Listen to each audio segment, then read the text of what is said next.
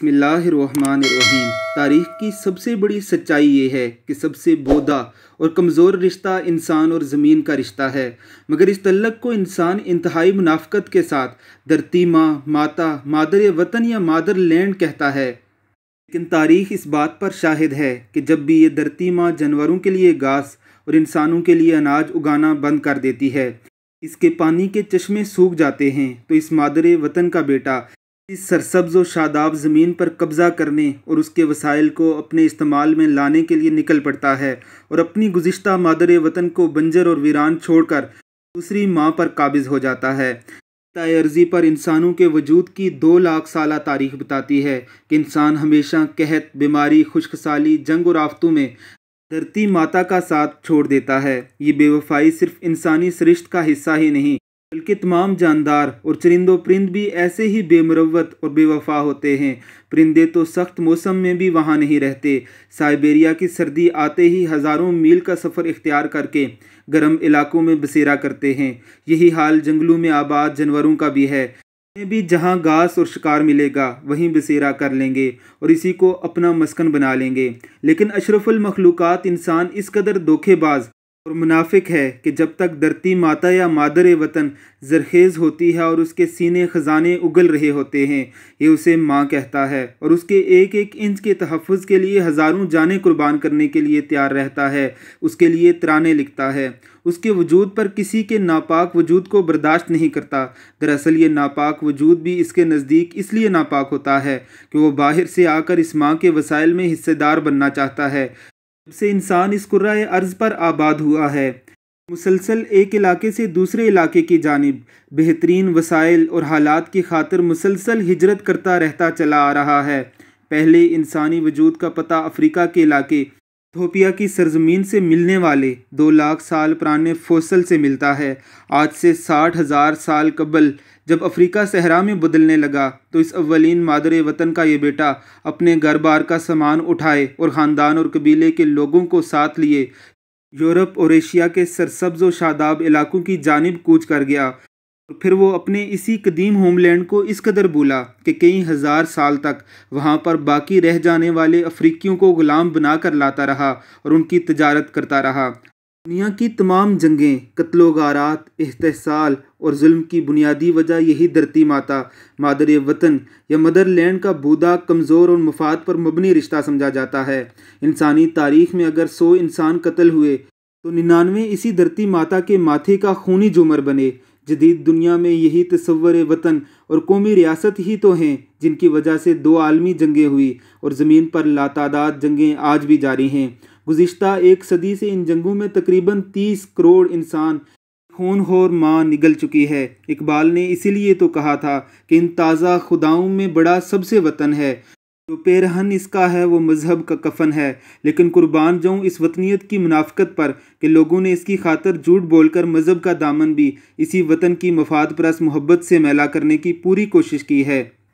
इस्लाम जिसके यहाँ हिजरत को फजीलत हासिल है, हाजरीन को अल्लाह ने अपने यहाँ आला मकाम अता किया है, ऐसे दीन की वतन परस्त पैरोकारों ने सैयदुल अंबिया के नाम से एक झूठी हदीस गढ़ी, यानी वतन से मोहब्बत करना ईमान का हिस्सा है। हदीस की जांच परख करने और रजाल के तमाम माहिरीन और मुहद्दिसीन ने इसे एक झूठी और मनगढ़ंत बात कहा है, रसूल अकरम से मंसूब की गई। बिन मोहम्मद सेगानी ने मौज़ूआत सिहानी में लिखा, ये झूठी और मनगढ़ंत है।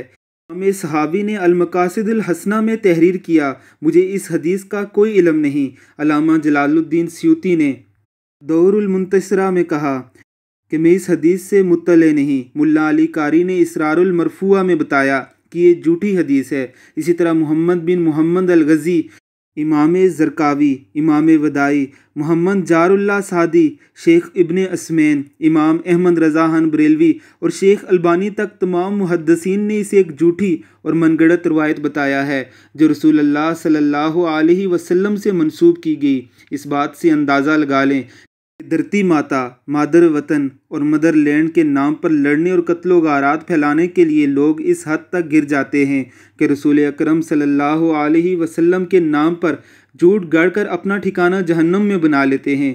वतनीयत का यही फितना ही तो है जिससे मकामी और गैर मकामी की बहस शुरू होती है। जो जहाँ पर काबिज हो जाता है वो अपने आप को मकामी कहने लगता है, और जिसे वो मार भगाता है या कत्ल कर देता है उसका रिश्ता और तल्लक वतन से तोड़ दिया जाता है।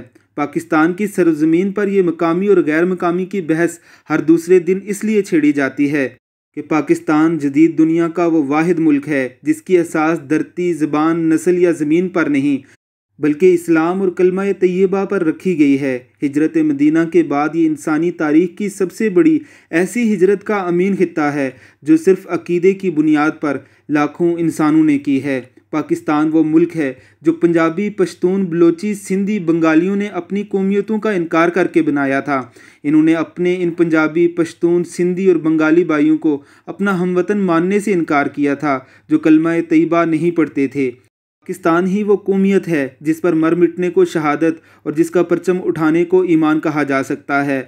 आज इस पहिए को उल्टा घुमाने की बार बार कोशिश की जाती है, कभी राजा दहर और रंजीत सिंह को हीरो बनाकर, कभी उर्तुगरल ड्रामे पर एतराज़ करके कहा जाता है कि इस मुसलमान गैर मकामी हीरो से हमारा क्या तल्लक है। जिस धरती माँ के तसव्वुर की खोख से आज ये आवाज़ उठी है उस खित्ता सिंध के असल मालकान उन लोगों को बताती है हड़प्पा और मोहनजोदड़ो के पुरअमन महज़ब शहरी थे। वो यहाँ सदियों से आबाद थे। तकरीबन 1700 कबले मसीह एशियाई कोचिक से ऐसी आर्याई अकवाम यहाँ हमलावर हुई जो जालिम, गैर महज़ब और खूनख्वार थी। उन्होंने सिंध धरती के इन पुरअमन शहरियों को बदरेक कत्ल किया, यहाँ से मार भगाया और फिर यहाँ काबिज हो गए। ये लोग इस कदर गैर मुहज़्ज़ब थे कि कई सदियाँ कोई बड़ा शहर तक ना बना सके, बस खेमों और कच्ची बस्तियों में रहे और सिंध की सरजमीन पर गासबाना कब्ज़ा बरकरार रखा। के बाद हर हमला अवर के साथ जो लोग भी यहाँ आए वो मकामी नौआबादी आर्याई बाशिंदों को ही शिकस्त देकर या इसके साथ मिलकर इस धरती माता के बेटे कहलाने लगे। आज सैयद, बलोच, आराई, मुग़ल, तुर्क, पठान, जाट और दीगर नस्ली तफाखर की पगड़ियाँ पहनने वाले इन्हीं हमलावरों और दरिंदों की औलादें हैं जो इस खित्ते पर मकामी लोगों का खून बहाने के बाद आबाद हुए थे। सब सिंध धरती माँ के असल बासियों के कातिल हैं। इस दुनिया में कोई मकामी नहीं है और कोई धरती माँ से आफत में मोहब्बत नहीं करता। सब मफाद के रिश्ते से इसके साथ वाबस्ता होते हैं। ये रिश्ता अगर इतना मजबूत होता तो इस वक्त दुनिया के नक्शे पर 33 करोड़ लोग ऐसे ना होते जो पैदा कहीं और हुए हैं। मगर आज जंग, आफत, बीमारी और कहत, बेरोज़गारी और बेहतर मुस्तकबिल के लिए मादर वतन धरती माँ और होमलैंड छोड़कर बेहतर, पुरअमन और वसाइल से भरपूर एक नई माँ की आगोश में आबाद हो गए हैं। आज खुदा न ख्वास्ता अगर सिंध दरिया रुख बदल ले, खुश्क हो जाए और वहाँ रेत उड़ना शुरू हो जाए तो तारीख़ शायद एक और हिजरत का मंजर देखे।